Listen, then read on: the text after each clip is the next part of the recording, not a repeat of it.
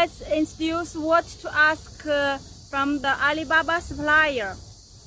First question, are you factory or trading company? We are factories. As you see, here is our one of the workshop.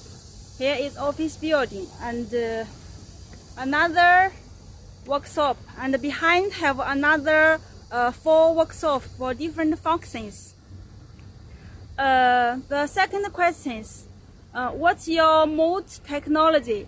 Our mold have 2 types. The pure mold normally by wire electrode cutting and heat treatment, and the hollow and solid normally by the heat treatment. The wire electrode cutting for pure is to make the size very accurate. It is controlled by the program and cutting by the steel thin like the hair.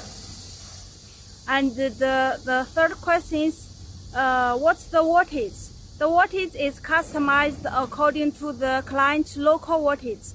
Your local wattage is 380.